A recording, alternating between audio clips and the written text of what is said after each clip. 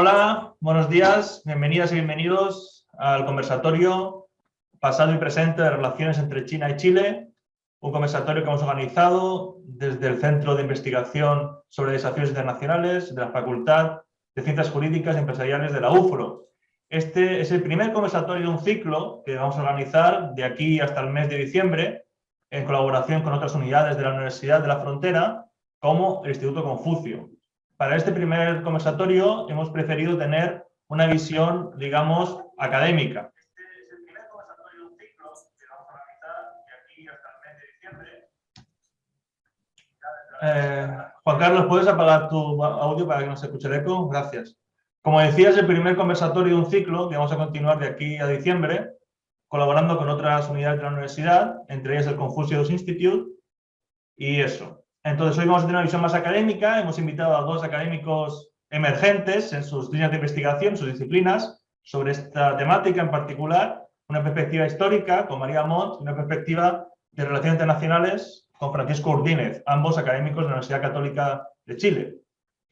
Bueno, yo no voy a hablar más, simplemente eso, ¿no? Recordarles que es un proyecto pues, apoyado por la facultad, por el CIDI, que es el Centro de Investigación en Desafíos Internacionales, y es el primero de otros más que esperemos vayan llegando porque estamos desarrollando pues, esta línea de investigación, estos proyectos de vinculación sobre esas temáticas, ¿no? Entre estas iniciativas cabe destacar también la asignatura sobre relaciones entre China y Chile, una asignatura electiva que se imparte actualmente en la carrera de Derecho por el profesor Hernán Jaramillo, que también participa en este seminario, este conversatorio.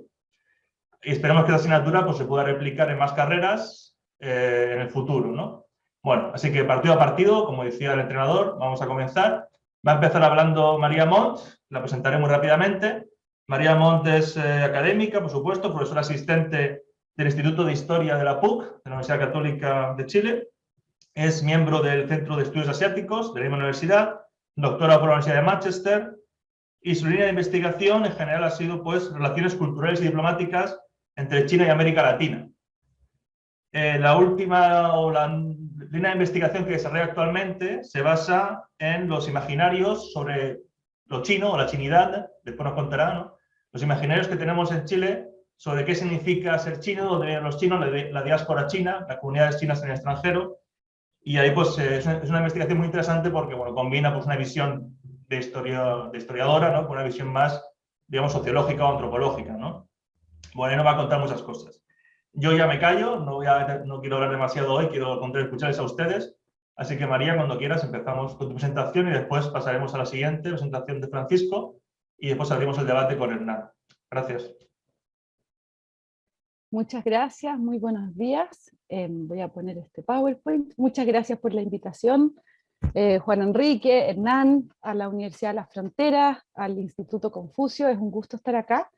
Y pensando en que esto se llamaba pasado y presente de las relaciones entre Chile y China, y recurriendo a mi formación como historiadora, pensé hacer un recorrido a través de ciertas imágenes para pensar los hitos y las maneras por medio de los cuales hemos llegado a tener esta como relación especial, si podemos llamarla así, en el discurso y en el imaginario, entre Chile y China. Entonces he dividido en dos la presentación más o menos. Primero los primeros contactos, el intercambio con China, y después me enfoco en la relación con la República Popular China. Y siempre hay algo un poco tramposo de dónde uno comienza el pasado, ¿verdad? Entonces uno podría decir, bueno, comenzamos en 1970, comenzamos en 1915, ¿en qué momento comenzamos a hablar de la relación con China, con Chile, de China con Chile? Y me gusta mucho ir hacia atrás, hacia el pasado, digamos, y llegar a los intercambios desde el galeón de Manila, cuando tenemos el Imperio Español y empiezan a haber estos primeros contactos entre Filipinas, entre México, con México, perdón, y el pensar, y parto de acá, digamos, porque es un momento en que se va construyendo esta relación y al mismo tiempo, perdón, se va construyendo esta imagen que es marcada, digamos, por el tráfico de personas, el intercambio de materialidades, y eso nos permite encontrar vestigios de esta historia en distintos lugares, en distintos espacios, incluyendo elementos y objetos. Y lo que vemos acá es una selección de objetos que están en el Museo Histórico Nacional de Chile, que fueron o producidos en Cantón, los abanicos en el siglo XIX, mantones de Manila, hechos en Filipinas, y también este tapiz, digamos, que se cree que fue hecho en las Filipinas. ¿Ya? Entonces, en el fondo, ¿cómo vamos reconstruyendo el pasado? ¿Cómo vamos reconstruyendo la historia entre Chile y China? Podemos, digamos, ir tirando muchos hilos y muchas hebras para ir reconstruyendo esta relación. Y uno podría decir que en el centro de mis investigaciones, yo partí estudiando las relaciones diplomáticas entre Chile y China del 70 al 78. Esa fue mi primera tesis en la universidad. Entonces le tengo mucho cariño a los archivos y a la relación diplomática entre ambos países. Y por eso traje también esta fotografía, o sea, es una fotografía de una pintura, que hasta donde entiendo existe otra en Hong Kong, y no sé si es la misma o es otra porque no he podido hacer ese seguimiento, pero que ha sido destacado por otras figuras. Mario Artaza siempre menciona esta imagen, que es un diplomático que ha estado en Asia por muchos años, ahora está en los Estados Unidos, que menciona la presencia, no sé si ustedes pueden ver mi mouse, pero de la bandera chilena que aparece acá. Si ustedes ven, este es un close-up de este sector de acá, y esta es una fotografía que sería de Cantón, donde aparece la bandera chilena, que siglo XIX, hecho por un pintor chino, que, o sea, está atribuida a este pintor chino, no se ha podido hacer el rastreo por lo menos en este museo en el que está, pero que es interesante porque existe digamos, muchas veces se hace referencia, aquí encontramos la bandera chilena, la relación de Chile con China, y hay otra pintura que también se atribuye al mismo pintor, que que a mí me gustó mucho descubrir esto. Es como esos momentos en que los historiadores decimos como, ¡ja! Esto es lo que yo estaba buscando. Si ustedes ven acá, y lamentablemente no sé si la calidad es muy buena, pero el número 5 dice NAI, y NAI, acá está el número 5, ¿ya? Si nosotros vemos ambos cuadros, vemos que este es un ángulo un poquitito distinto, el pintor se corre un poco. Entonces eso permite ver que la bandera chilena estaría probablemente sobre la oficina de NAI. Y la documentación oficial que está disponible en los archivos en Chile muestra que el 25 de enero de 1845, cuando era presidente Manuel Bulnes, Gideon Nye fue nombrado cónsul de Chile en Cantón. Entonces eso permitiría explicar por qué habría pintado esta bandera chilena en ese lugar. Entonces se da en un contexto de que existe interés en comerciar con Asia, llegan barcos, hay intercambio con Valparaíso, si no mayor, digamos, existe algo de intercambio. Estábamos hablando de mediados del siglo XIX. Hay una tesis que se hizo en España por Frank Avilés, los que estén interesados sobre los consulados de países hispanohablantes en Asia, donde también hace referencia a la oficina de NAI, pero me pareció muy bonito partir con estas dos imágenes.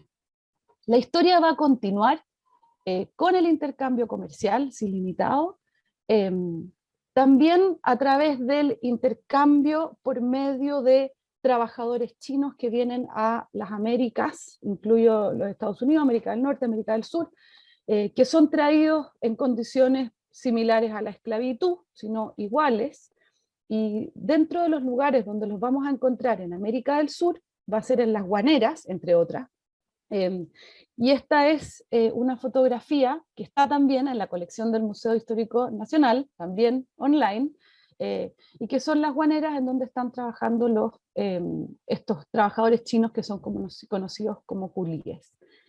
En el sur de Perú, que luego de la Guerra del Pacífico van a pasar a incorporarse estos territorios a Chile, y eso va a significar la presencia o mayor presencia de personas de origen chino en Chile. Y ahí está digamos, aquí el ejemplo que traigo es la participación de personas chinas en la Guerra del Pacífico que van a luchar junto a Patricio Lynch, que habría estado también en las guerras del opio y tendría, digamos, una afinidad especial, y se está haciendo además ahora una película. Y es una memoria, es una historia que tiene estas como paradoja de ser muy conocida y de ser muy poco conocida, de ser muy estudiada y también muy poco estudiada.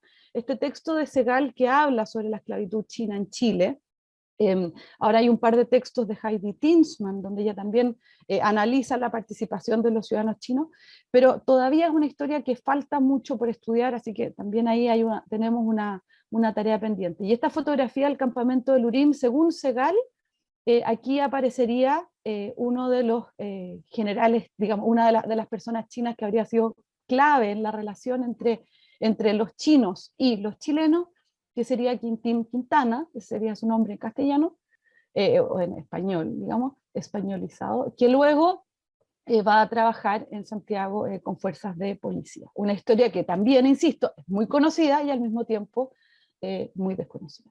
Siguió el interés con el salitre, que estaba también detrás de la misma Guerra del Pacífico. El interés económico va a ser clave, y esto va a estar acompañado también de intercambios de distintos niveles, digamos, incluyendo, por ejemplo, circulación de barcos chilenos en China. Esta es una fotografía de la revista Sucesos, donde oficiales de la Marina chilena están visitando Chefú. La Baquedano, no sé si conocen la novela El último grumete de la Baquedano, que en Chile es muy conocida. La Baquedano era este barco, digamos, que también hacía giras mundiales, así como, ahora se me olvida el nombre del barco que hace ahora la gira, ya, me equivoco, de la Armada, pero ya me voy a recordar. Pero en el fondo existe interés, digamos, que tiene que ver con lo económico, que tiene que ver con un Estado nacional que quiere desarrollar una relación con China desde Chile, y que al mismo tiempo tiene esta presencia de ciudadanos chinos en Chile que están también formando parte de la nación chilena, más allá de del racismo que hay hacia ellos, de la discriminación, de las restricciones que se ponen.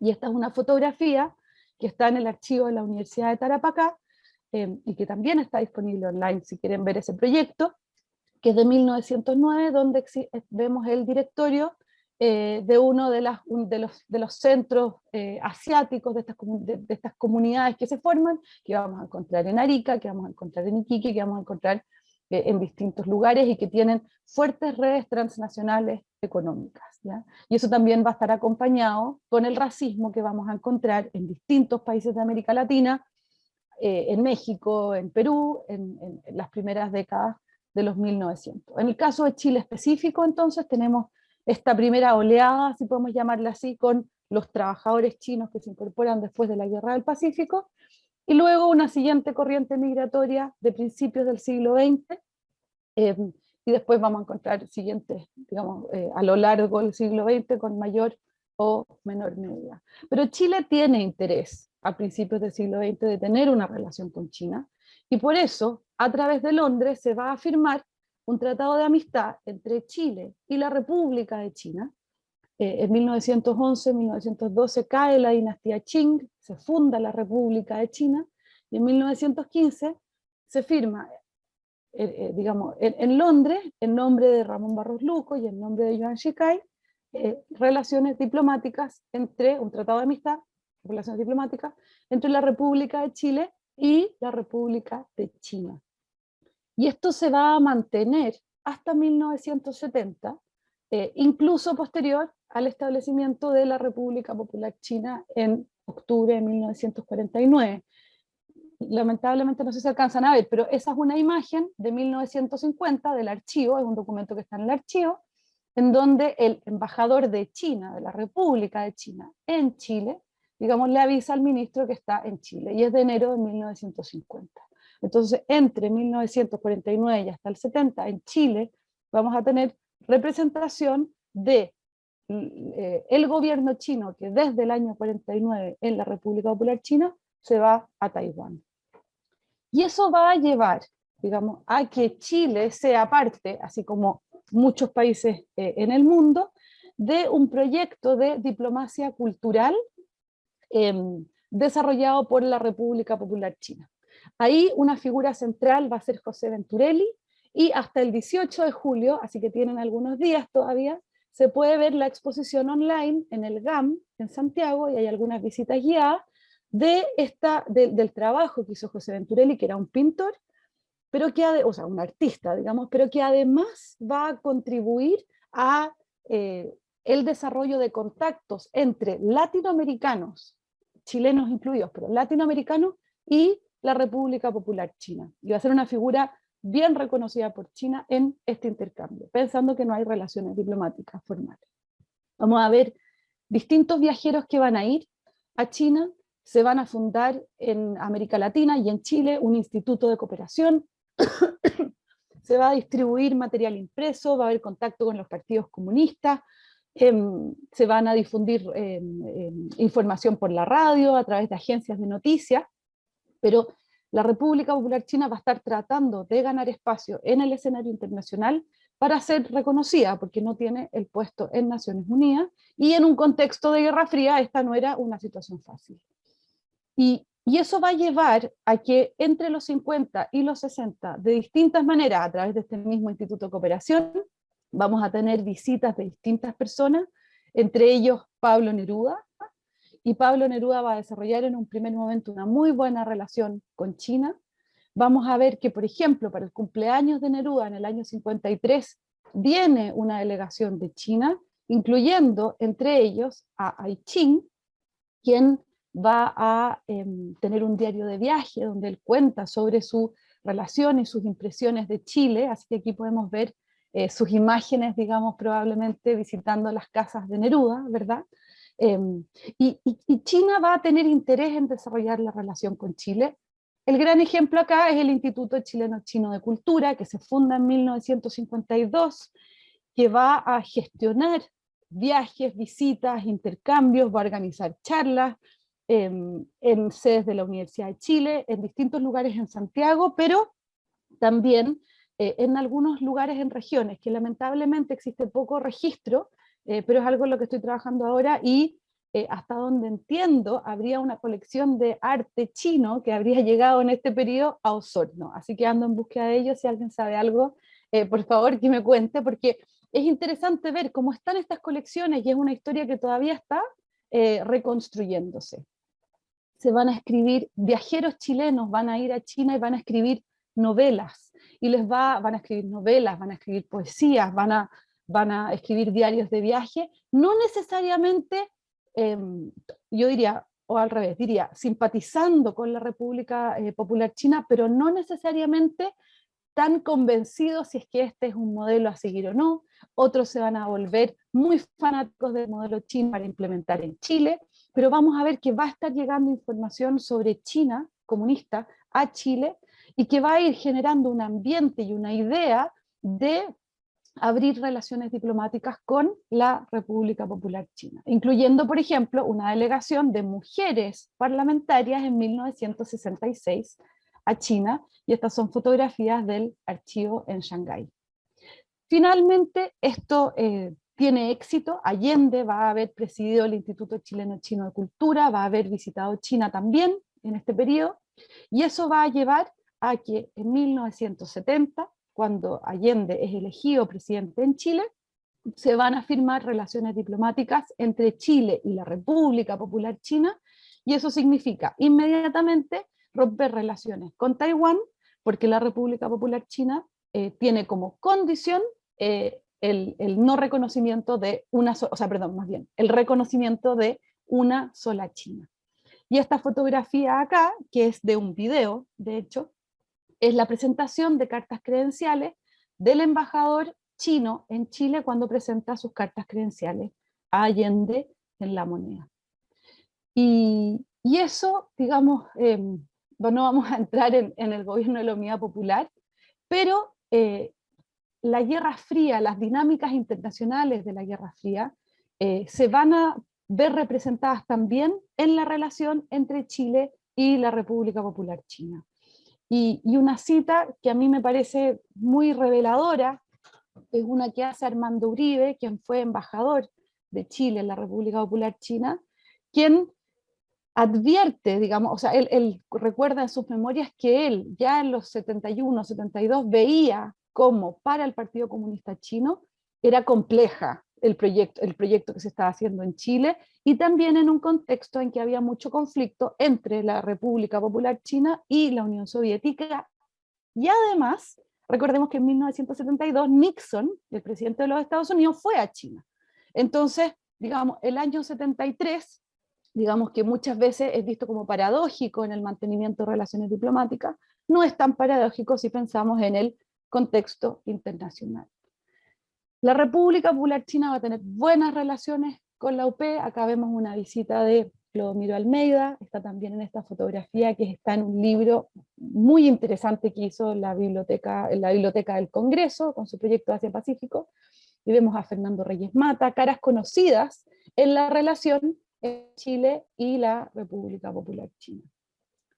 Y yo diría, y pongo esta foto que se esperaba, digamos que había simpatía, digamos, entre ambos gobiernos, y es por eso que es un shock, y aquí traigo otra fotografía un poco, digamos, distinta. Este es Pierre Trudeau, quien era el primer ministro canadiense, quien visita China, la República Popular China, en octubre de 1973, y esta fotografía es cuando él visita, es de esa visita, porque cuando es el golpe, el 11 de septiembre del 73, Armando Uribe vuelve a China, digamos, y por un mes no hay claridad de cuál es la posición que va a tomar la República Popular China. Mandan una carta de condolencias a Hortensia Bussi, al mismo tiempo no lo condenan inmediatamente, esa es otra historia larga, pero finalmente cuando viene Pierre Trudeau, se va a invitar, digamos, la República Popular China invita a los representantes de la embajada chilena que se habían cuadrado con la junta militar, y los invitan a la recepción. Entonces ahí tenemos un primer aviso, digamos, explícito, porque luego la República Popular China va a llamar a Armando Uribe el día antes de la firma de un libro de condolencias que había organizado Armando Uribe, y se le avisa que no es reconocido como embajador, y con eso se confirma el mantenimiento de relaciones diplomáticas entre ambos países, que van a ser relativamente frías en un primer momento. Hay algunas cosas que los representantes chilenos no van a entender muy bien de la República Popular China, pero que de a poco va a seguir incluso a pesar de estas diferencias. Va a haber una buena intención, se van a mantener algunos funcionarios, y aquí traigo una fuente que es del año 91, y que la traje específicamente porque hay bicicletas, es una donación de bicicletas que hace la República Popular China, y dentro de ellas acá puse la nota de las que se entregan en la 9ª región. Y acá hay también un video en donde, si uno después, si lo quieren ver, se los puedo compartir, donde se ve el video de la donación de bicicletas bajo el gobierno de Elwin, cuando recién se ha vuelto a la democracia.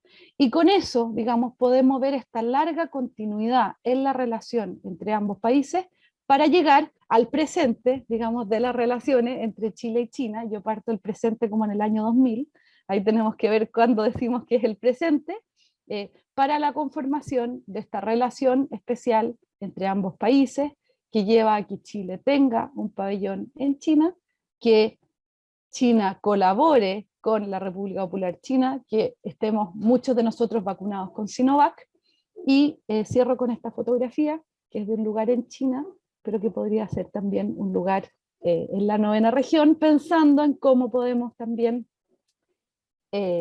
digamos, enfatizar en que es el intercambio de las personas a lo largo del tiempo también la que es realmente, digamos, cómo se vive esta relación. Así que con eso termino acá. Muchas gracias. Muchísimas gracias, María. Ha sido apasionante la presentación. Creo que hemos aprendido todos muchos, ¿no? Y nada, me estaba acordando del Mantón de Manila. No sé si conoces esa zarzuela. Igual Francisco la conoce porque en Argentina sé que... Te la puedo cantar, ¿no? Así que mejor no canto, eso sí. O sea, digo porque yo la vi de niño, ¿no? Y no sabía ni lo que era Manila ni lo que era China, y pues está en mi imaginario individual, ¿no? De mi socialización a estos temas, pues no, ocupa un lugar importante, ¿no? Es una zarzuela española que habla justamente de esto, ¿no? El comercio de mantones o telas entre, pues eso, el ex imperio, ¿no? Bueno, Exactamente. vamos a pasar la palabra a Francisco Ordínez, que nos va un poco a seguir, ¿no? A tomar el testigo, ¿no?, de esta presentación desde el punto de vista cronológico, y vamos a, pues, a visitar el presente, la evolución pues, más reciente, digamos, últimos años. Pues creo que ustedes saben que China se ha convertido en nuestro primer socio económico en diferentes aspectos, y esa nueva realidad pues, necesita de investigaciones rigurosas y sofisticadas, ¿no? Bueno, Francisco Ordínez es profesor asociado del Instituto de Ciencia Política de la PUC, también de la Universidad Católica de Chile. Es doctor por el King's College de Inglaterra, de Londres, y la Universidad de Sao Paulo. Su línea de investigación, en general, pues son temas de relaciones internacionales y economía política, sobre las relaciones entre América Latina y China, y actualmente desarrolla pues, una investigación con un Fondesic, también como María, que no lo he dicho antes, los dos tienen Fondesic, con un Fondesic sobre justamente instituciones financieras, inversiones, y en concreto el Banco Asiático de Inversiones en Infraestructuras, ¿no?, del cual Chile acaba de ser miembro definitivamente, ¿no?, después de un par de años de pololeo, ¿no?, como se dice. Bueno, Francisco, te tomamos la palabra y te escuchamos. Gracias. Bueno, muchas gracias por la invitación, Juan Enrique, y a toda la universidad. Un gusto estar con ustedes y con María. María deja la presentación más o menos en los 2000. Lo que pasó entre los 2000 y hoy, 2021, es mucha cosa, porque el crecimiento del vínculo económico fue muy exponencial.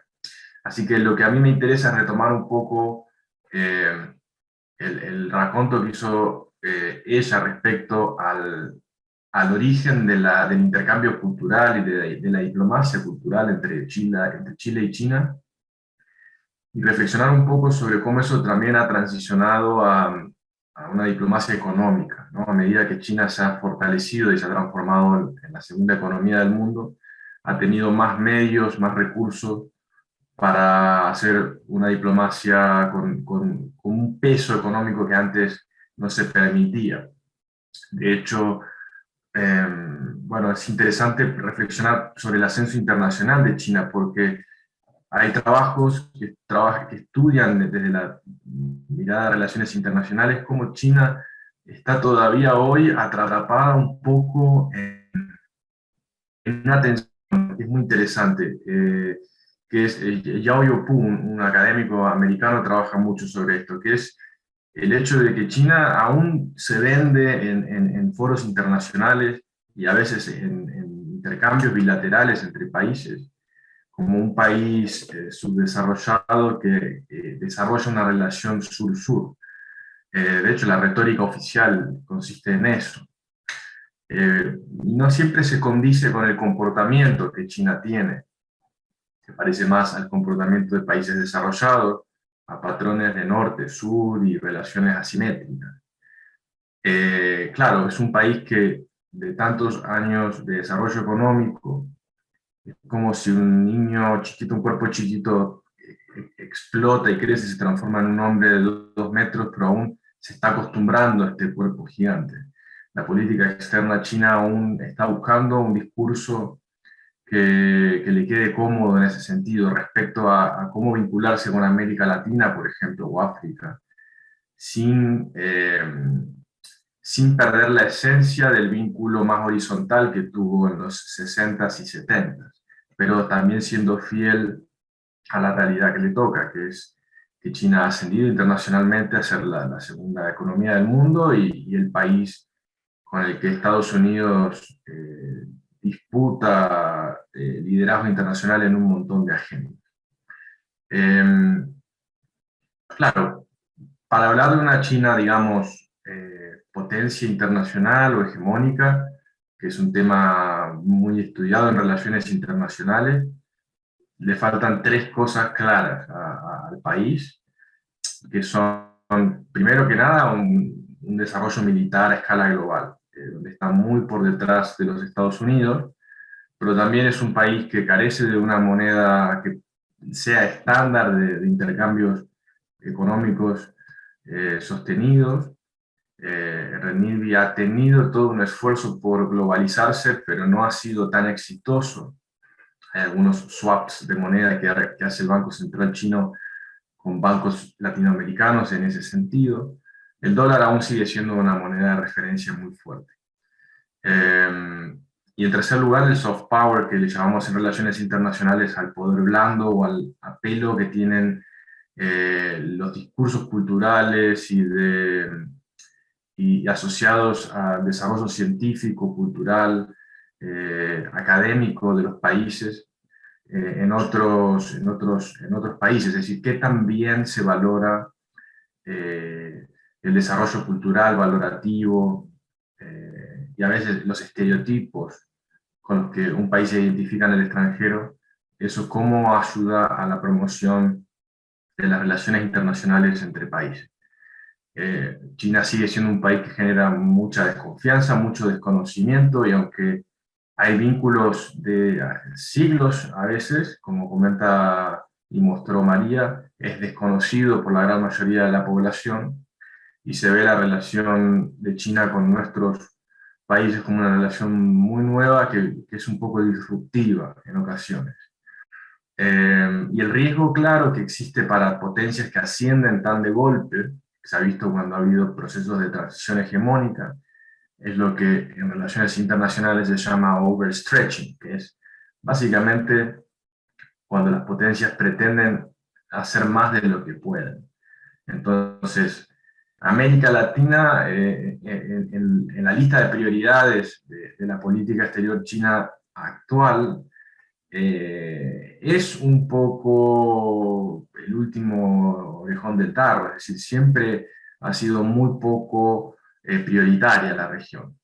China es muy importante para nosotros, pero no necesariamente América Latina es muy importante para China. Yo diría que de las regiones del mundo quizás sea la menos prioritaria hoy, por lo menos en general, en casi todas las agendas.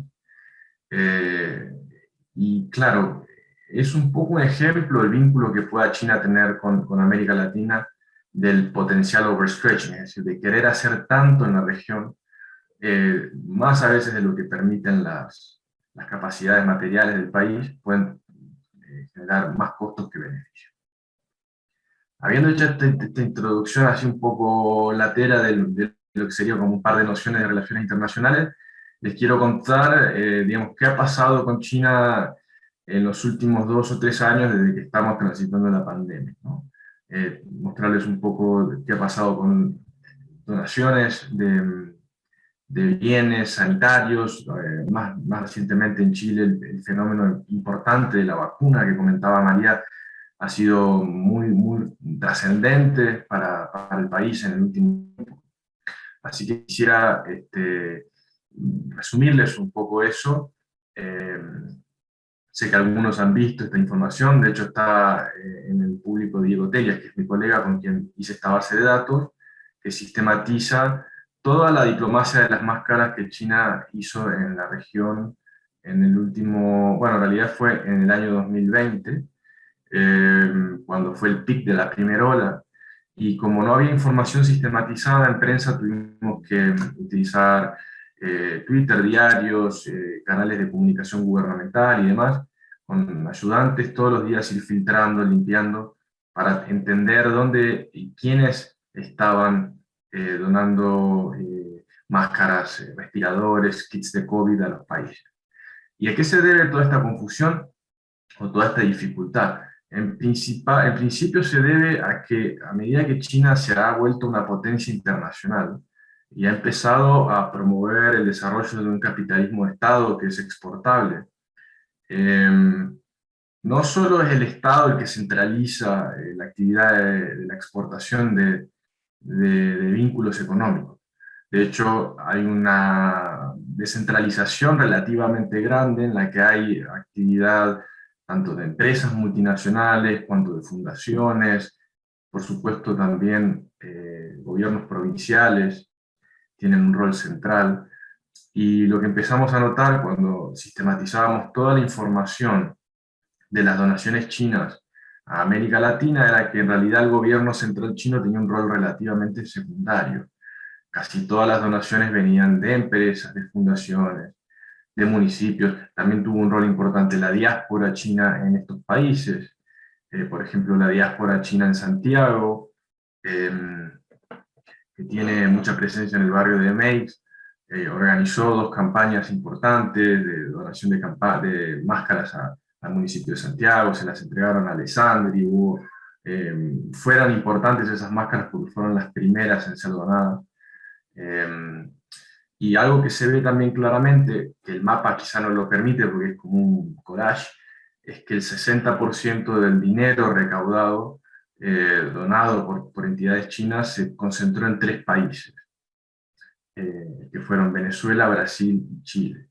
Entonces, de los 33 países de América Latina y el Caribe que estudiamos, hay 3 que concentran más de la mitad de las donaciones. Así todo, el monto final de la donación que entidades chinas hicieron el año pasado en este fenómeno que se llamó diplomacia de las máscaras, es pequeño, porque estamos hablando de 128 millones de dólares. 128 millones de dólares es un monto bajo, si tenemos en cuenta que se dividió en 33 países y que tuvo una cobertura mediática enorme. De hecho, un montón de notas, esta por ejemplo del Mercurio, cubrían las donaciones chinas en la región y a veces estimaban valores que no correspondían. En este mapa, por ejemplo, que hay en la nota del Mercurio del año pasado, yo recuerdo haber leído la nota el día que se publicó, se mezclaban ventas con donaciones. Claro, nuestros países comenzaron también a tener un enorme interés en comprar respiradores, ventiladores de laboratorios chinos. Nunca quedaba muy clara la línea entre donación y compra. En Chile fue eso un tema central. El gobierno chileno delegó en el empresariado la compra de ventiladores que terminó en casi un escándalo político, ¿no? Declaraciones cruzadas entre Juan Sutil, el ministro de Salud, fue y sigue siendo un drama. En los últimos 15 o 20 días recuerdo haber leído notas de que muchos de esos ventiladores donados por el empresariado chileno traídos desde China están sin funcionar. Pero es otro tema, nosotros no lo cubrimos porque técnicamente no corresponde a donaciones chinas y efectivamente había mucha dificultad en rastrear todo lo que estaba pasando.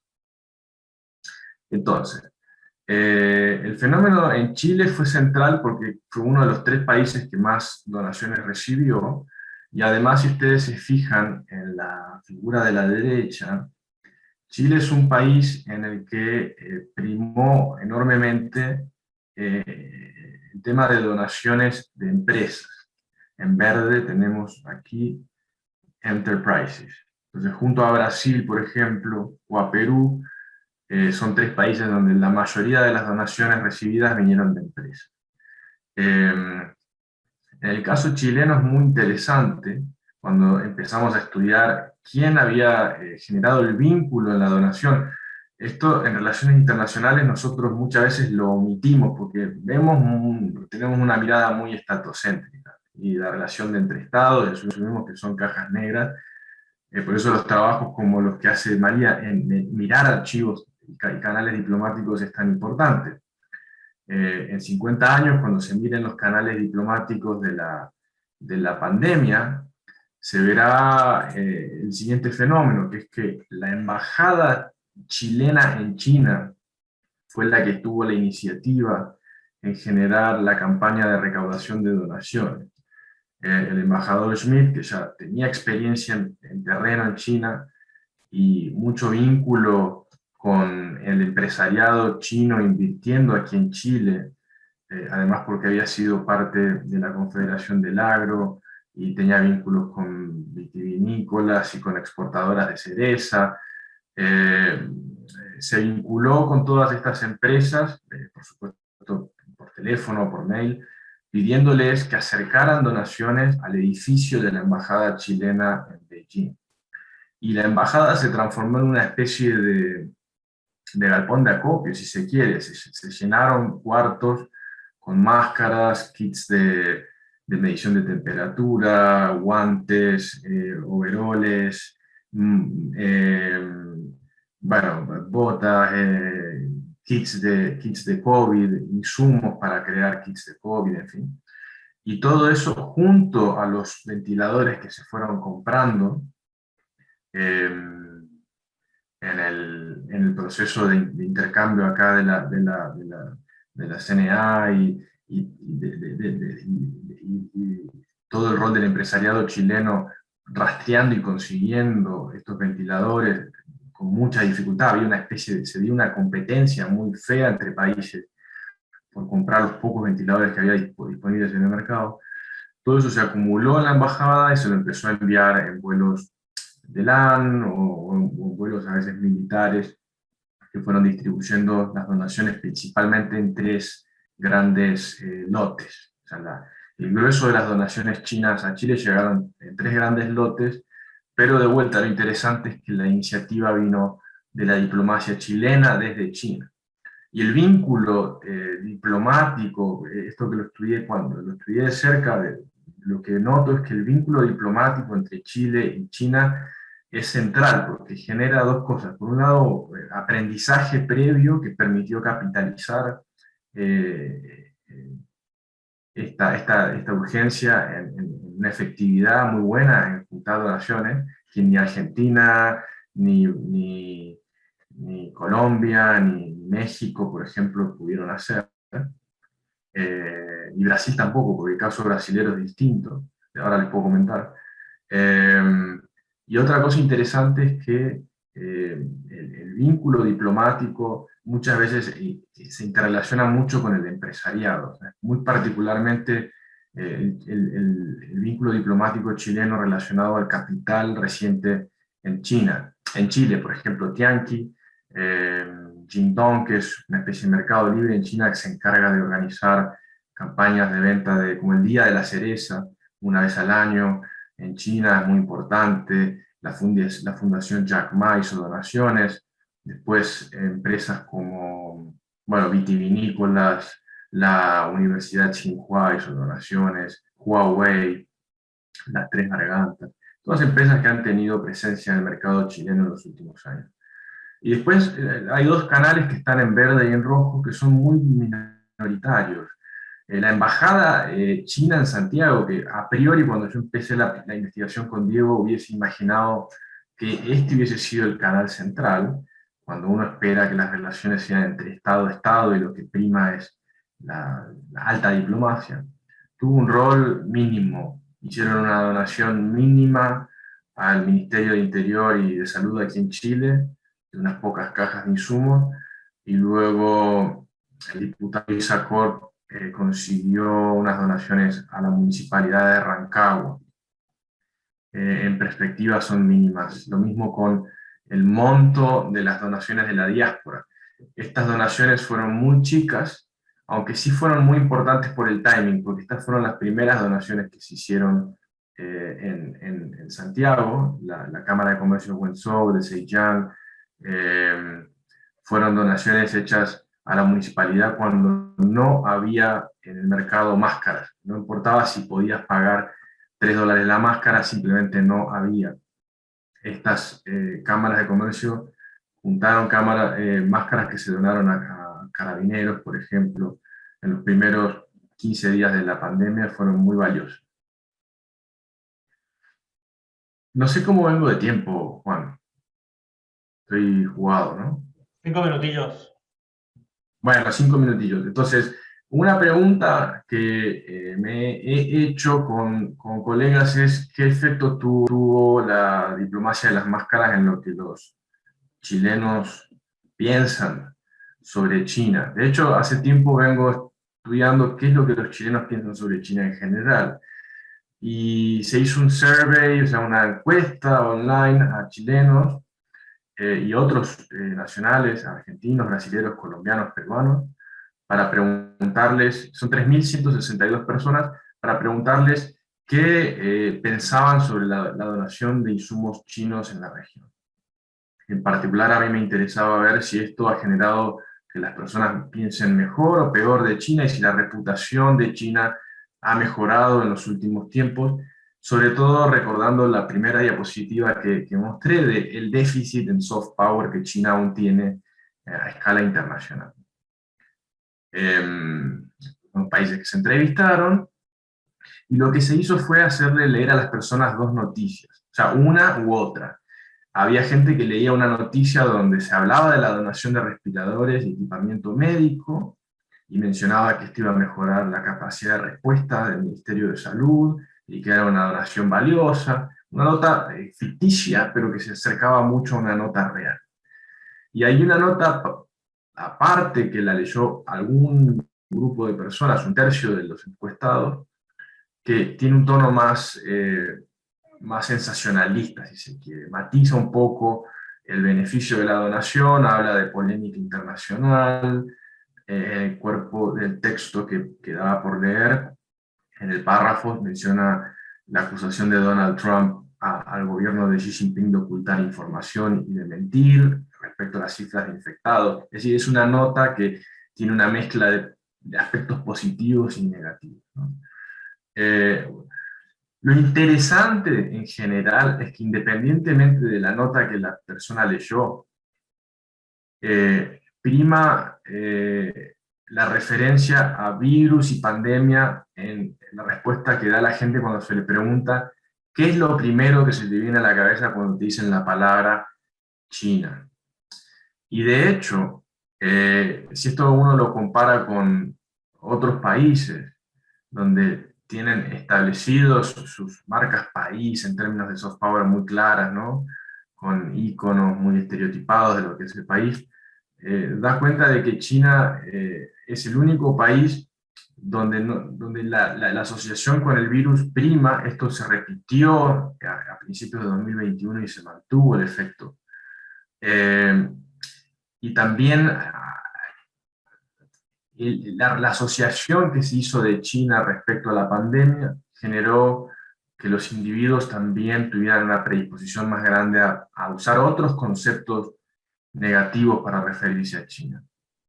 Contaminación, suciedad, crueldad, plagio, pobreza, etcétera, etcétera. O sea, esto, con software estadístico se analiza el contenido emocional de cada palabra, y se lo compara al que se usó en cada país para hablar de otros países, y lo que se nota es que el score que la gente le dio a China en general es el de sentimientos negativos. Esta figura la pueden ver así: valores superiores a 0 son preeminencia de sentimientos positivos en la manera de referirse al país, y valores negativos es preeminencia de sentimientos negativos. Y en todos los países que encuestamos consistentemente, aunque hay mucha variación entre países, por ejemplo, Brasil es el país donde más anti-chinismo hay, y eso se explica, también podemos hablar de Brasil respecto al momento que pasa Brasil con China, una relación muy tóxica, de mucho odio incluso del gobierno de Bolsonaro hacia China. Pero en todos los 6 países se ve que de los 5 que consultamos, que genera consistentemente sentimientos primariamente negativos. Te voy a saltar. Y de hecho, para terminar, Juan,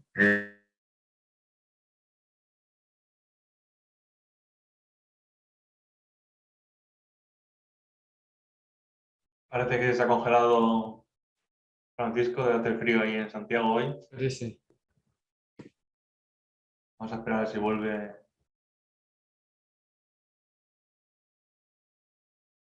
Bueno. Ahí se cayó. Ahí se cayó. Ahí volvió. Bienvenido de vuelta, Francisco. Sí, me fui, perdón. No pasa nada, estamos en directo. Sigue, por favor. Perdón. Escuchamos. Termino en un minuto. ¿Está compartiendo pantalla? Ahora no, tienes que compartirlo. Venía entusiasmado. Entonces, lo que les decía era, uno esperaría que la vacuna sí tuviera un efecto positivo en en la proyección de la imagen china. Quizá no lo logró la diplomacia de las máscaras, pero sí la vacuna. Eso es lo que yo imaginaba. Entonces, esta es información que hemos ido recopilando. Es interesante ver, por empezar, que hay una pluralidad de laboratorios también, y no son todos públicos. CanSino, Sinovac son laboratorios privados. Y fíjense que hay, esto es actualizado a mediados de junio, son datos actualizados hace 15 días más o menos.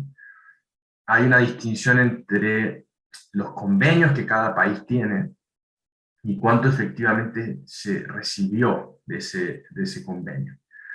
Por poner un ejemplo, México tiene un convenio prefirmado con CanSino para recibir 35 millones de dosis, y hasta la fecha no había recibido ninguna.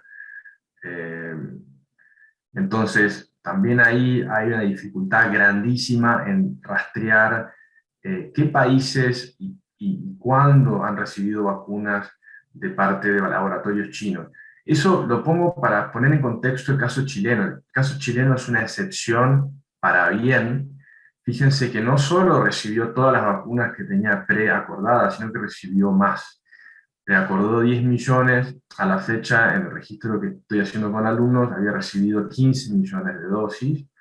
Se espera generar un proceso de producción doméstica. Saben que hubo un vínculo importante con la Universidad Católica, donde trabaja María en las fases de estudios de eficacia de la vacuna.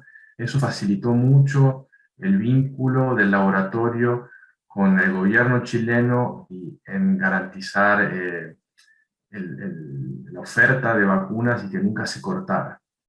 En ese sentido, Chile es una excepción más que la norma en la región. De hecho, es una excepción, diría que a escala global. Si miramos incluso la proporción que vacunas chinas representan del total de vacunas que los gobiernos han logrado comprar, también se ve que hay un montón de países, Chile aparece en segundo lugar, donde los laboratorios chinos han provisto de más de la mitad de las vacunas, o una buena mayoría. En el caso chileno es alrededor del 80%, al igual que en El Salvador, que en Uruguay. República Dominicana es un país que casi todas las vacunas que aplicó son de donaciones chinas, casi el 100%, y después hay países a los que se les ha dificultado mucho el acceso a vacunas de laboratorios chinos.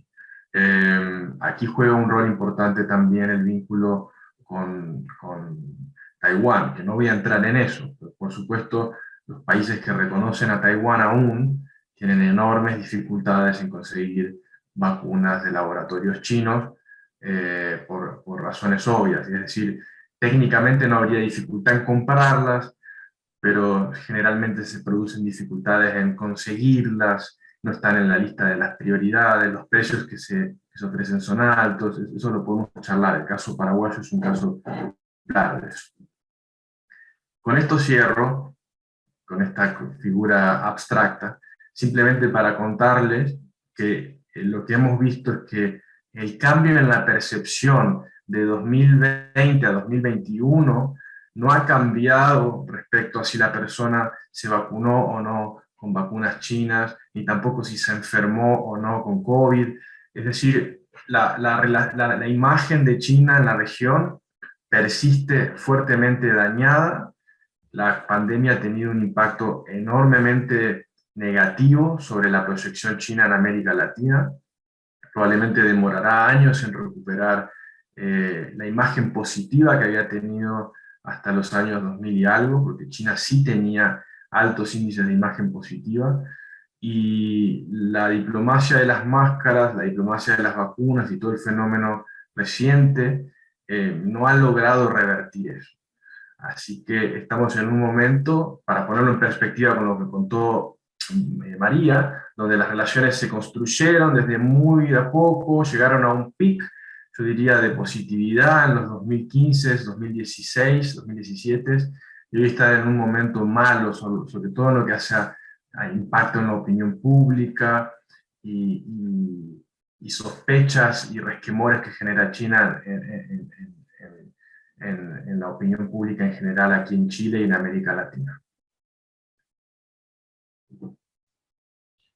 Muchísimas gracias, Francisco. Una presentación apasionante y muy empírica, ¿no? Una investigación reciente que pues, yo creo que contribuye un poco a deconstruir, ¿no? Una serie de lugares comunes, ¿no? Que si uno lee solamente el Mercurio pues se puede equivocar, ¿no? O sea, no porque nuestras élites sean amigas de otras élites, los países están más cerca, ¿no? Paso la palabra a Hernán. Le presentaré, ¿no? Primero, por supuesto, a Hernán Jaramillo. Él es profesor part-time de la carrera de Derecho, aquí de la UFRO. Él es ingeniero de la UFRO. Y bueno, digamos que su experticia sobre China pues, proviene de su antiguo cargo como encargado de ProChile en Cantón, en Guangzhou, y lo que le facilitó pues, una cercanía sobre el terreno en materia de comercio internacional, de exportaciones chilenas en China particularmente, ¿no?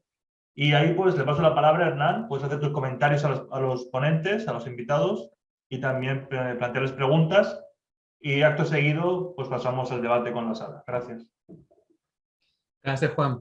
María, Francisco, muchísimas gracias, y también a todos los que están, de hecho, desde ya enviando preguntas, y creo que eso también es altamente relevante, que hay un grupo de estudiantes hoy en día en el curso bastante interesado. Entonces, voy a hacer básicamente un poco un resumen, dejar algunas preguntas, para luego dar espacio en realidad a los alumnos. O sea, yo creo que especialmente un poco a lo que a último apuntaste tú, Francisco, este sesgo muchas veces con China. Y ahí voy a dejar quizás planteado algunas preguntas que me gustaría también por parte de ambos, María y Francisco, su opinión. Pero lo interesante de ambas exposiciones desde mi punto de vista, y después de haber vivido 9 años en China, estudié yo aparte en Hong Kong mi MBA, ha sido primero la foto que María presentó con el primer consulado en Guangzhou. Eso es bastante relevante en términos de las relaciones diplomáticas que muchas veces nosotros desconocemos de China.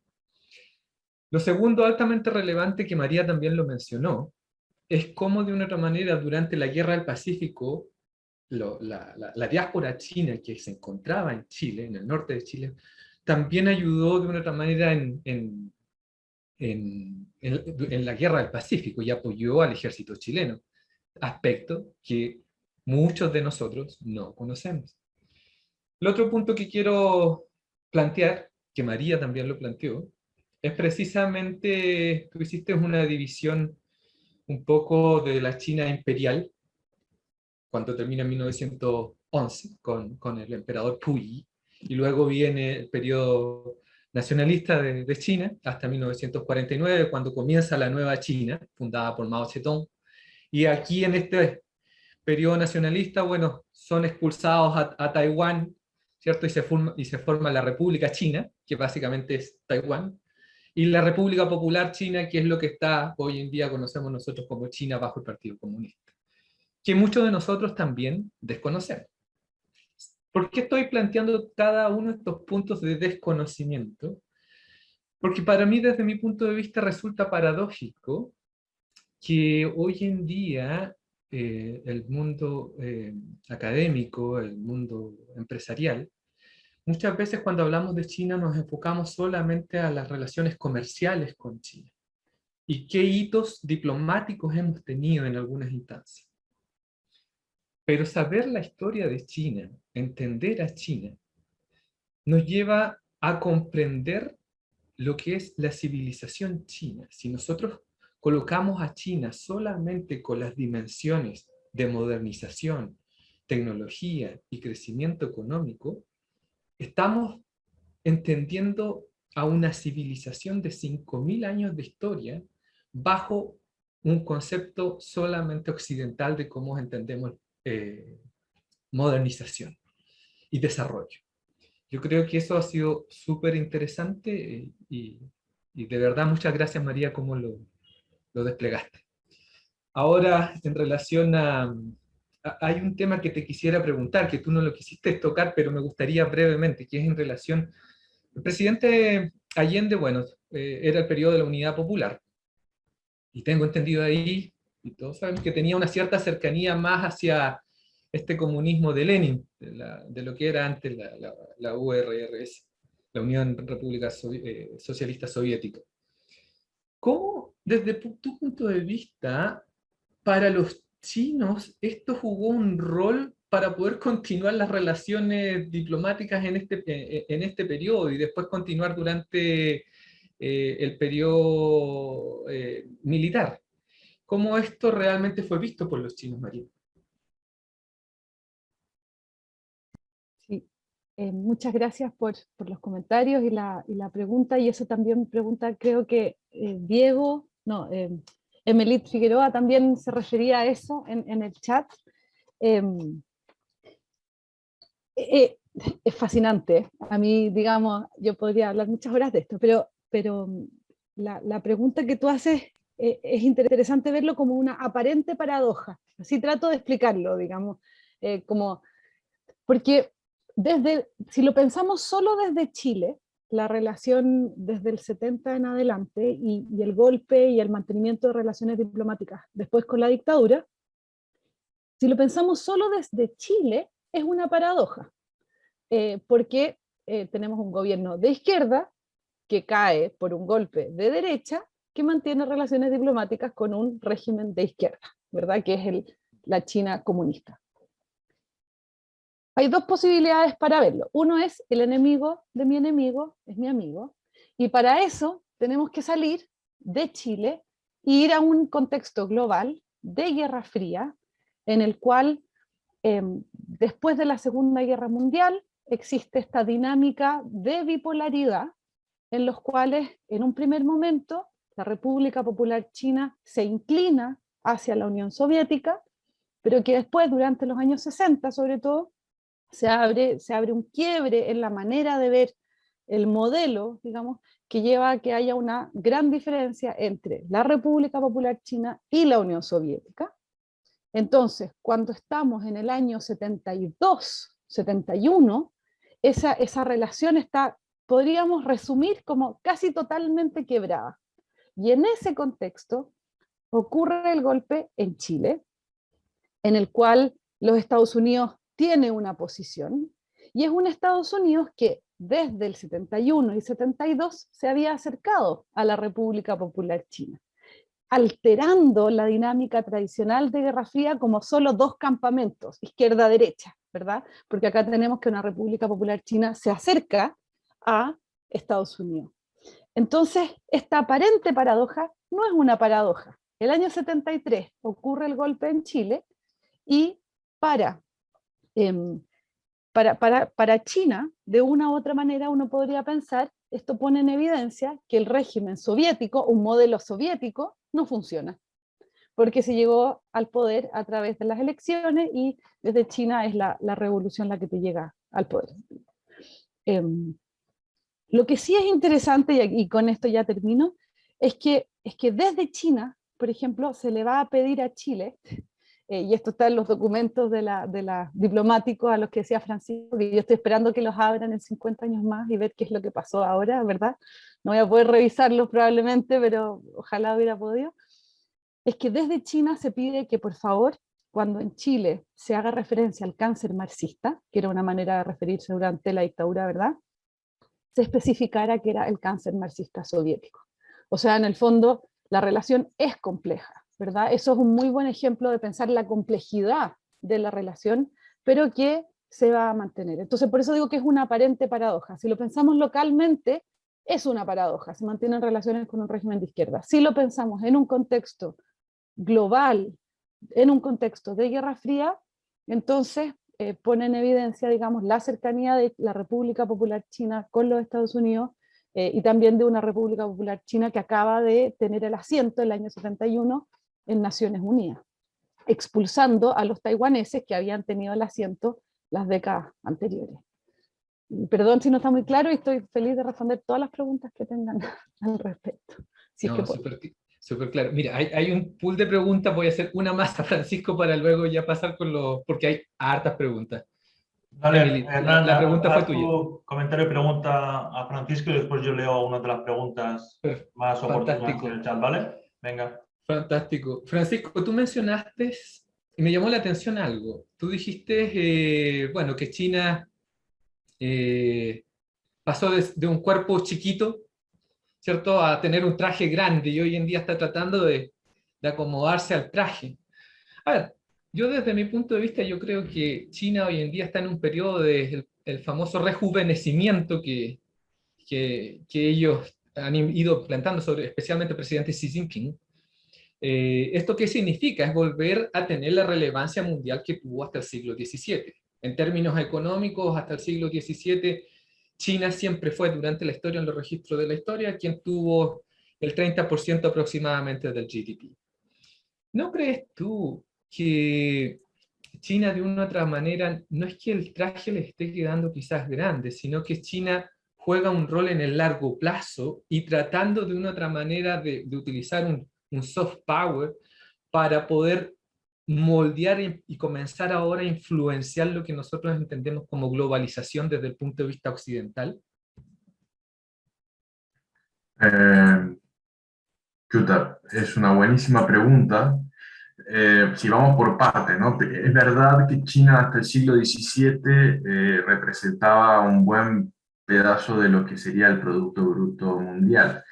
Lo que pasa es que yo suelo por ahí disentir de la mirada de la, bueno, obviamente tiene un peso importante la idea de la recuperación de un espacio perdido, pero es que el mundo en esos siglos no era, al menos en términos económicos, el mundo integrado que vemos hoy.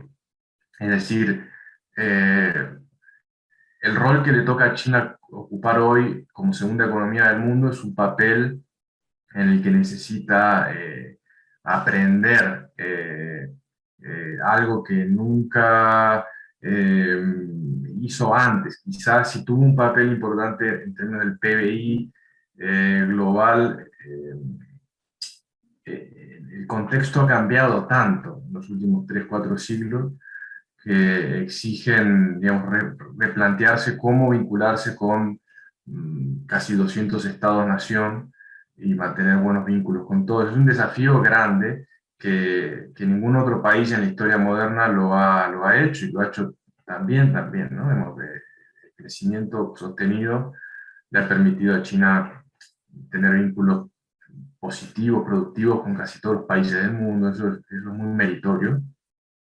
Y claro que eso le obliga también, ahí va la segunda parte de la pregunta, a decidir en qué momento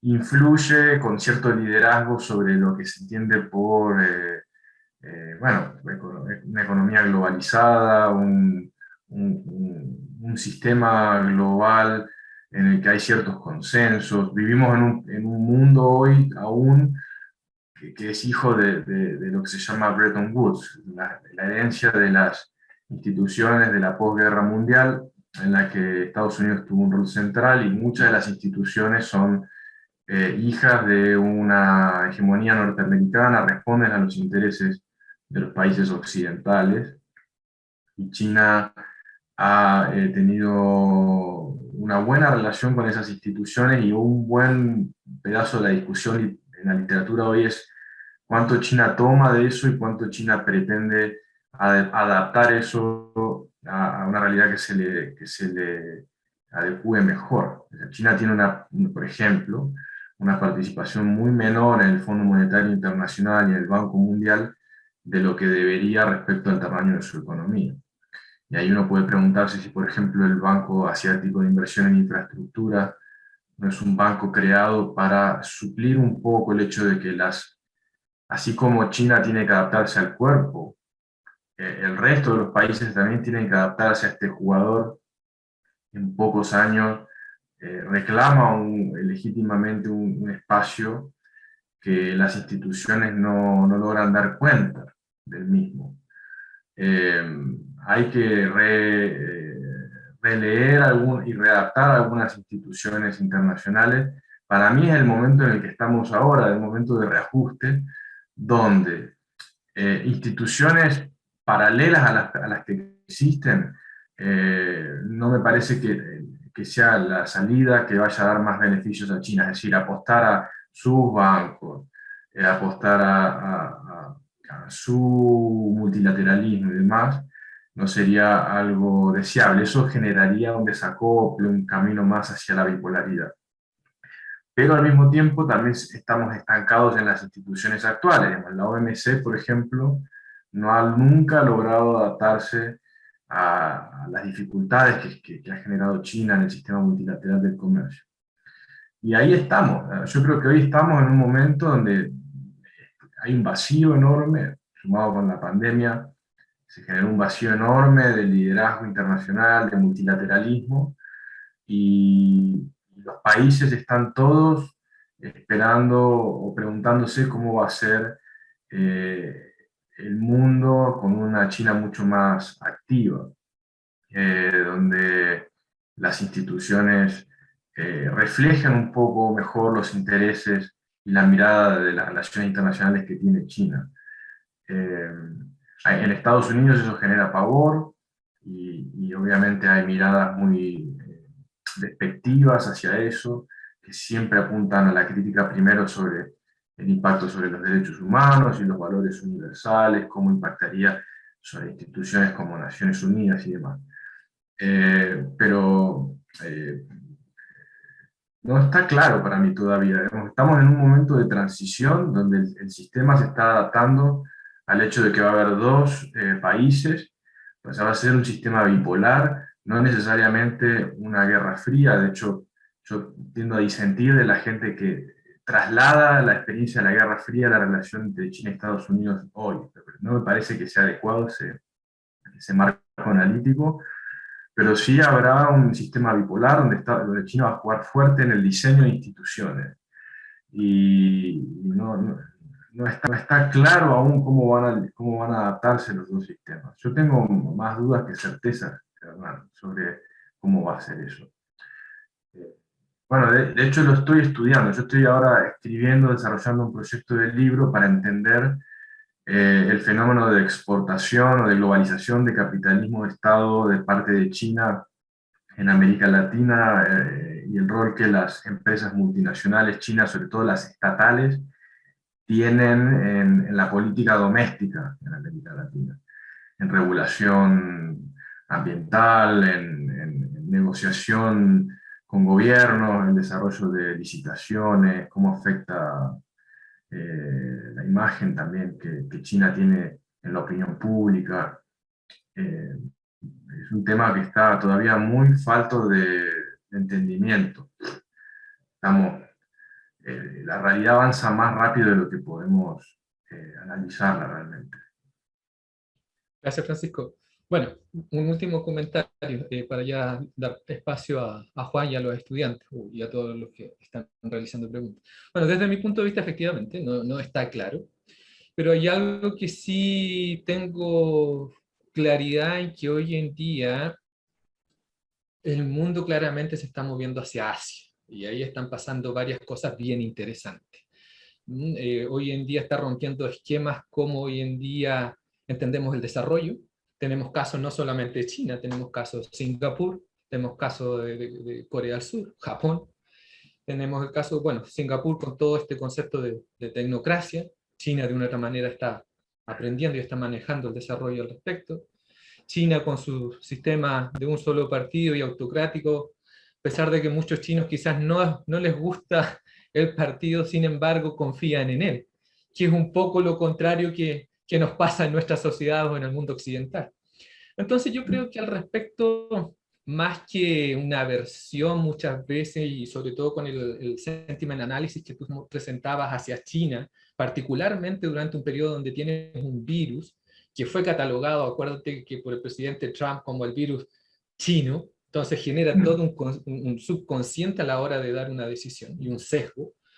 Yo creo que más allá de eso, yo creo que definitivamente hay que involucrarse en cómo entender, y el mundo académico, y me alegro en realidad de lo que están haciendo ustedes tres, Juan, María y Francisco, de poder entregar conocimiento de lo que está pasando más allá del mundo occidental y lo que está pasando en el otro lado del mundo, que hoy en día tiene un peso fuerte en el contexto político, económico, diplomático, cultural, que muchas veces nosotros lo dejamos de lado, especialmente en Latinoamérica. Así que hay un libro bien interesante que les dejo a la audiencia, de Parag Khanna, de Future is Asian. Es muy, muy interesante, plantea la visión de su influencia y cómo está moviendo el BRI. Así que yo creo que hay que mover un poco la aguja a entender China. Y nuevamente, más allá de los contextos normales o puntos de vista occidentales, sino que hay que involucrar el tema cultural para los chinos. Hay que entender que China fue una civilización. No es el concepto Estado para China, parte desde cuando los europeos, ¿cierto?, llegan a China y de una otra manera a implantar el concepto el nuevo concepto de diplomacia entre países. Hasta antes ellos tenían el concepto sinocéntrico y de tributo hacia el emperador.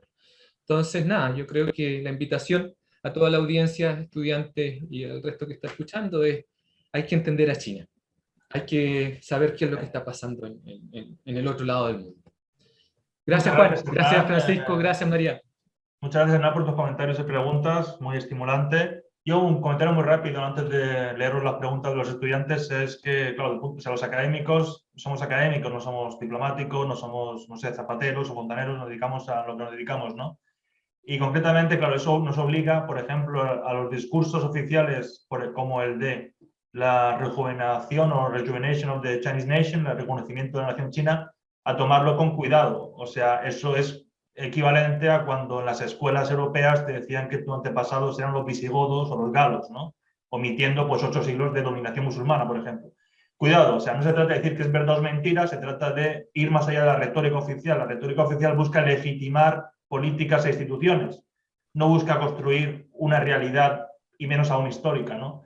Así que a los estudiantes les pido que tengan un poco de cuidado, digamos, que no se puede realmente de manera tan descontrolada pues conectar una herencia milenaria pues con una política concreta como puede ser las acciones y estrategias concretas que hemos analizado con Francisco y María, ¿no? Donaciones, inversiones, no sé, comercio, networking, como dice Francisco, ¿no? Las redes informales de networking del embajador chileno en Beijing, pues en gran medida fueron más importantes para la movilización de donaciones, pues no sé, que 40.000 artículos editoriales en periódicos o no sé, o acciones diplomáticas de la embajada de un sitio o de otro, ¿no? Bueno, eso. Cuidado, digamos, con conectar varios siglos de historia así en una frase, no.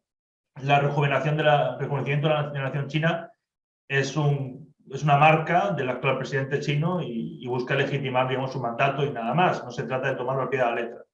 Bien, paso a leer una serie de preguntas. La primera es para María. Creo que le viene como anillo al dedo, la verdad. Dice, Rocío Ruiz pregunta, no a todos, pero en concreto a María. Rocío, la estudiante Rocío nos pregunta. Durante comienzos del siglo XX existió una fuerte campaña de racismo en revistas y prensa chilena en contra de inmigrantes chinos. Y puede que esto pues, siga influyendo en la mentalidad hasta hoy día. Y le pregunta ya, ¿qué inspiraba a las editoriales de esta época estas ideas racistas? ¿Cuál es la inspiración de estas ideas racistas? Bueno, yo no sé si solamente al comienzo del siglo XX o más allá, ¿no? María, Sí. ¿qué nos puedes contar de eso? ¿Cuál es la inspiración, digamos, de ese racismo que había en el espacio público, en la esfera pública chilena? Sí, es una muy buena pregunta y que creo que parto por ver, digamos, o sea, a ver, pensemos. Una de las cosas que yo diría sobre el racismo en Chile específicamente es que hay que pensar cómo el racismo que hay en Chile está articulado también dentro de un contexto mayor. Heredamos ideas de Europa racistas hacia Asia. Cuando uno ve, por ejemplo, la manera en que se expresa el Kaiser alemán a principios del siglo XX sobre Japón, esta idea del peligro amarillo, por ejemplo, en el cual se junta a muchas etnias asiáticas como China, por ejemplo, y eso también va a pasar en América Latina.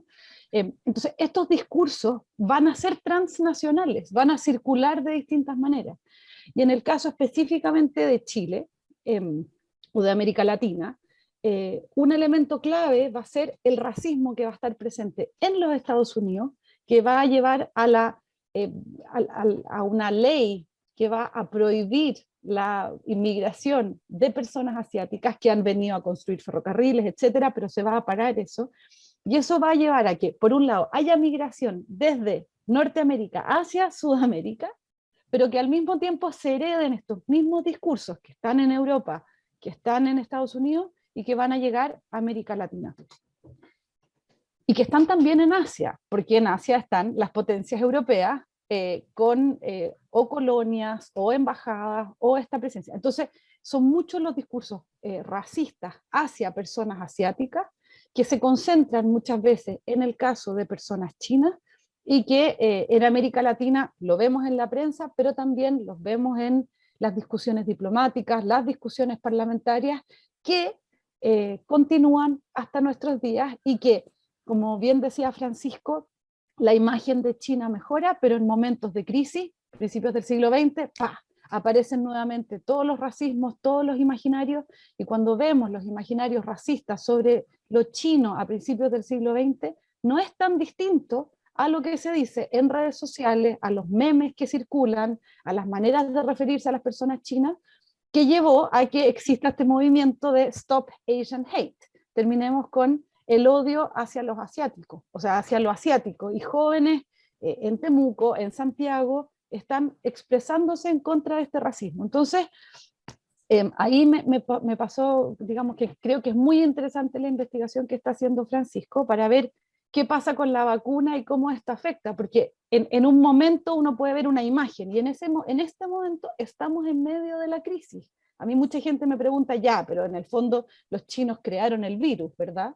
Y lo interesante acá, y esto es, digamos, un punto al que quería como mencionar, es que la República Popular China, y China como un todo, digamos, si pensamos en la diáspora, si pensamos en Taiwán, si pensamos en Hong Kong, es compleja, es un actor complejo, es un actor con personas que viven en provincias chinas, con personas que han migrado, y esas con un Estado muy fuerte, ¿verdad?, que no es un régimen democrático como el chileno, que es distinto, que actúa de manera distinta, y eso hace que tenemos que pensarlo como un actor complejo, digamos. Tenemos que pensar los distintos discursos que hay sobre China desde la República China misma, desde la oposición hacia China. ¿A quién le está hablando también Xi Jinping en su discurso? Por ejemplo, le habla en ocasiones al pueblo chino, pero es distinto el discurso que tiene hacia el pueblo chino que hacia empresas que están invirtiendo en América Latina, o que están invirtiendo en África, o a través de sus proyectos de expansión. Entonces, y escucho a Francisco y pienso como, y a Hernán, digamos, es infinita la cantidad de cosas que hay, digamos. Entonces, es interesante cómo uno toma ciertas líneas para poder ir abordando esta mirada. Y dentro de esas líneas, digamos, yo he trabajado con una antropóloga que se llama Carol Chan, y con una licenciada en estética que se llama Elvira Ríos, y hemos trabajado en el fondo en la manera en que se representa lo chino en Chile, el imaginario que hay. Y es interesante, lamentablemente, ver cómo las imágenes negativas persisten, y persisten a veces en elementos mucho más pequeños que grandes expresiones racistas como vimos ahora con la crisis de la pandemia, sino que en publicidad de los años 80, de los años 90, de los años 2000, o referirse a las personas de cierta manera, o decisiones que se toman. Entonces, yo estoy de acuerdo con Francisco, tal vez desde otro ángulo, de que estamos en un momento de ver qué pasa. Digamos, esto puede darse vuelta hacia cualquier lado, y los historiadores estudiamos el pasado, desde el presente, y del futuro no tenemos idea, porque el futuro es abierto, digamos. Pero el futuro también se construye desde nuestras acciones del presente, y yo definitivamente creo que China y Asia es uno de los grandes actores ahora, y tenemos que saber más de Asia, digamos. Esa es como mi campaña, así, como ese es mi lado de profesora, ¿ven? Mi lado desde la pedagogía. Muchísimas gracias, María, muy interesante, ¿no? Hay varias cosas ahí que comentar antes de seguir. Me gustaría mencionar. Bueno, en primer lugar pues no es sorprendente, desgraciadamente, ¿no? Pero me confirmas algo que yo intuía, es que al final la xenofobia, al menos históricamente en Chile, ¿no?, en su origen tal vez, ¿no?, la xenofobia es otro producto más del eurocentrismo, ¿no? Al final es una xenofobia, digamos, un poco importada, ¿no?, por relaciones culturales tan intensas que había entre las élites chilenas con Europa, ¿no? Y nada, por otro lado, pues muy interesante el comentario que has hecho, ¿no? Y quiero insistir en él para los estudiantes, de no pensemos China como un estado monolítico, cohesionado, una máquina apisonadora que coordina de manera disciplinada a todos sus miembros, ¿no? Creo que todos hemos visto demasiadas películas de la Guerra Fría y pensamos lo que es soviético y por analogía China, pues como una máquina, como repito, ¿no? Una máquina perfecta, ¿no? Una máquina muy disciplinada en contraste pues, a las democracias occidentales o latinoamericanas, que sería pues un quilombo, ¿no? Entre comillas. Son estereotipos que existen, no nos vamos a engañar, y creo que no se ajusta demasiado a la realidad. O sea, lo que decía Francisco es apasionante, ¿no? Las empresas y fundaciones donaron más y mejor que cualquier embajada o municipalidad o ministerio chino, ¿no? Entonces, no pensemos, digamos, China como un actor único, sino es un imperio en realidad, no es un país gigante, con comunidades overseas, ¿no? Comunidades en el exterior, etcétera. Bueno, eso, ¿no? No pensamos solamente el Estado como el único actor relevante para entender las nuevas dinámicas de las relaciones entre Chile y América Latina en general con China, ¿no? Bien, te voy a hacer un par de preguntas, Francisco, si eres tan amable. Algunas preguntas ya han sido respondidas, me van a disculpar los estudiantes que a los que sus preguntas no sean leídas porque ya han sido respondidas. Algunas sobre la dictadura militar, ¿no? En Chile y la relación con China ya ha sido respondida por María. Otras también sobre el origen, ¿no? De esta desconfianza que puede haber con China, ¿no? Que hoy en día ha crecido, ¿no? Con el virus también han sido abordadas. Así que voy a hacer otras preguntas. Francisco, una estudiante, Camila Ñáñez, nos pregunta, ¿podría esta desconfianza hacia China, ¿no? Creada sobre todo con el COVID, ¿no? La nueva desconfianza con China, ¿podría afectar la economía a nivel global? ¿Podría haber algún factor de distorsión económico de esta desconfianza? ¿Qué te sugiere este nuevo elemento, digamos, en la variable no a venir, como decía María, no de cara al futuro? Javiera Rojas nos pregunta cuál es el rol político y económico que representa Chile para China. Es decir, tú has dicho, ¿no? Que América Latina no es la región prioritaria en las políticas exteriores de China en el mundo, pero bueno, aún peso tiene. Y dentro de ese contexto, digamos, ¿cuál sería pues, el interés desde el punto de vista chino de nuestro país, Chile? Más allá del litio y del cobre, ¿no? Mayra Zúñiga nos pregunta esta buena recepción de vacunas en Chile y el hecho de que sea una excepción, es decir, el éxito, digamos, de las vacunas en Chile, parcialmente gracias a China, ¿esto refleja relaciones previas entre China y Chile o se puede explicar por un nuevo factor, una razón nueva, digamos? Supongo que se puede desarrollar esa idea que decías antes, Francisco, ¿no? De ese networking, ¿no? Esas redes informales del embajador, si fuera un factor determinante o otros factores que expliquen el caso concreto excepcional, como tú decías, de Chile, ¿no? Esas son las tres preguntas, gracias. Bueno, gracias por las preguntas, son todas muy buenas, no sé si las puedo responder perfectamente, voy a hacer lo mejor que pueda. La desconfianza hacia China en los últimos 2 años, Juan comentaba el efecto que tuvo también la campaña de daño, de reputación que se hizo desde Estados Unidos, del presidente de Estados Unidos.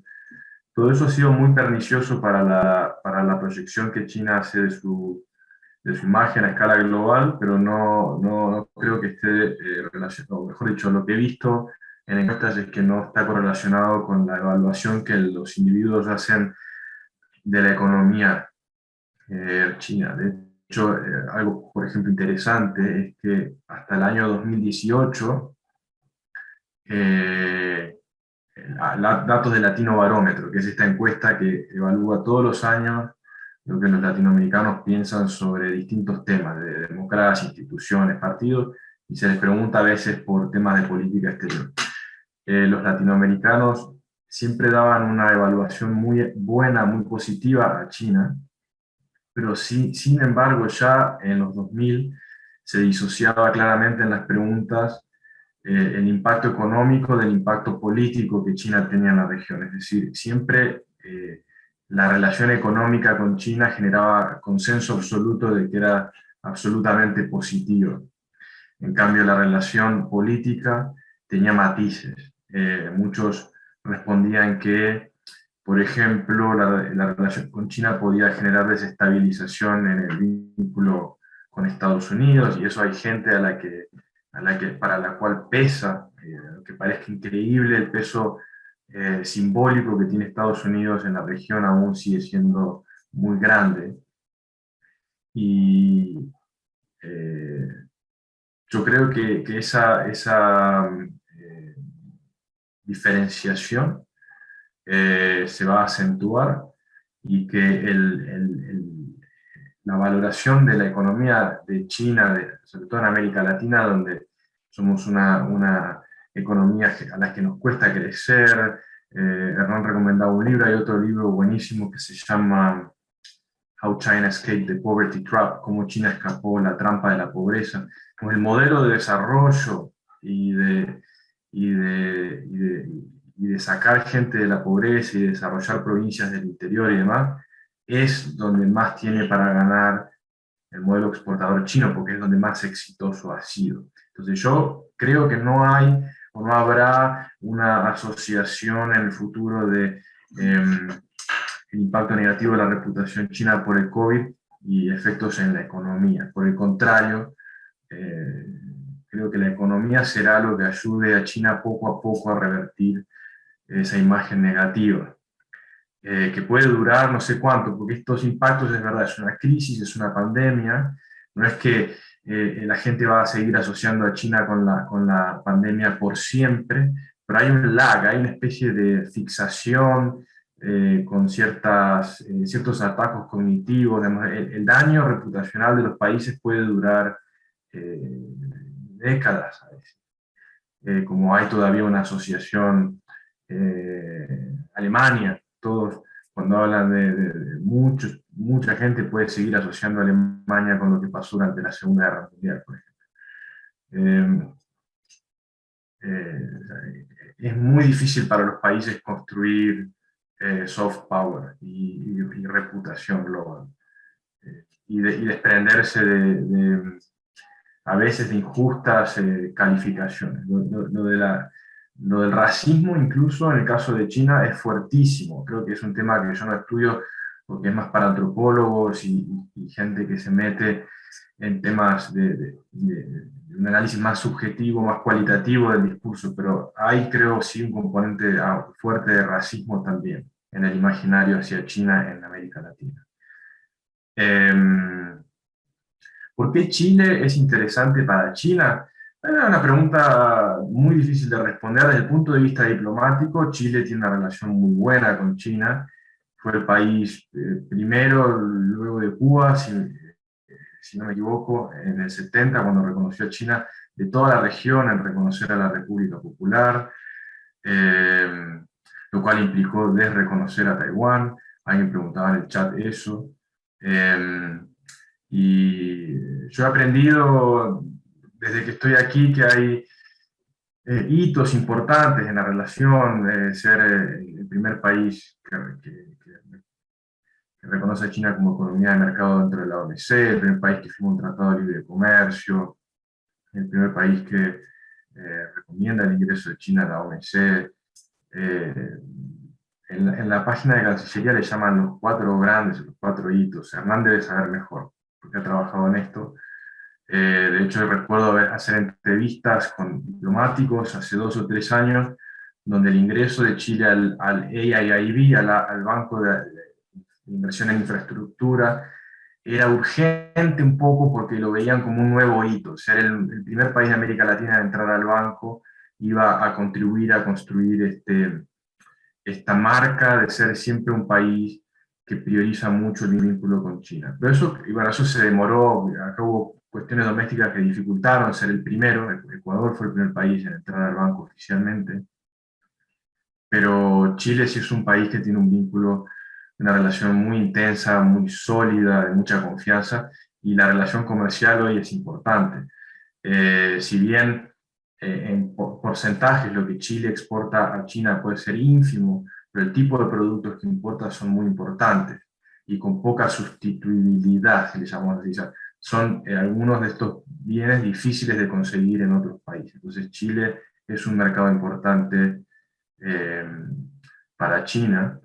Y diría que en los últimos 3-4 años también se ha vuelto crecientemente importante para las empresas que invierten en América Latina. Chile se ha transformado en un país que atrae mucha inversión china, que es algo interesante porque es un país tardío. Hay inversión china en Brasil, en Argentina, en México, hace 15-20 años. Y el pic, por ejemplo, de la inversión china en Brasil fue en el año 2014, cuando los diarios hablaban de esto y todo el mundo comentaba esto.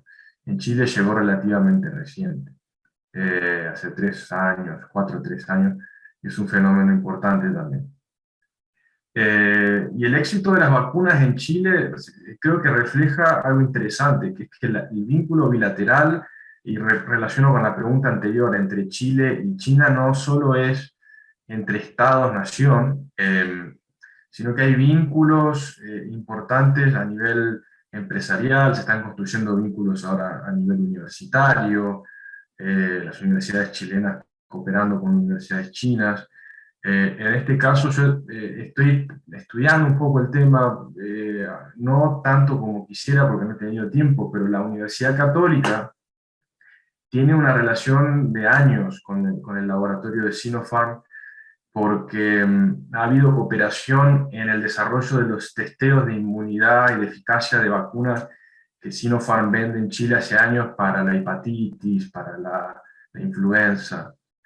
Es un laboratorio que vende vacunas comunes, por decirle, vacunas que se utilizan en el mercado chileno hace años, y la Universidad Católica ha servido como un garante, digamos, por ponerlo de una manera, el garante local de la calidad de estas vacunas. Y ese vínculo le permitió a la universidad desarrollar estudios de fase 3 de la factibilidad de la vacuna contra el COVID, que permitieron firmar acuerdos de precompromiso de cantidades, es decir, si la vacuna fuera efectiva, entonces se garantizaban X millones a la Universidad Católica a un precio X, que era un precio relativamente conveniente.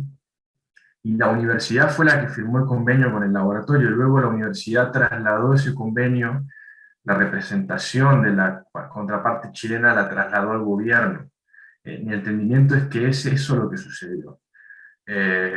Tengo que entrevistar gente para reconstruir el tema y demás, no he podido. Además, es un tema medio sensible todavía. Primero, porque es mi empleador.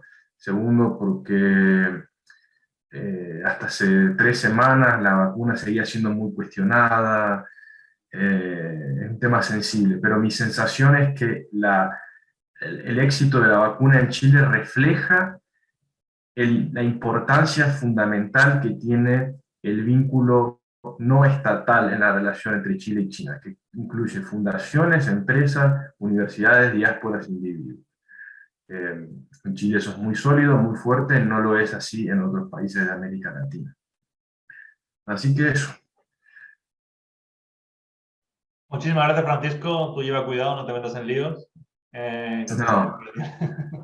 No es broma. Ahí no, cierto que yo creo que Chile pues tendrá que reconocer a la PUC, ¿no? Haber tenido esas relaciones previas que facilitaron pues, el testeo, ¿no? E importación de vacunas después. Eso creo que es innegable, ¿no?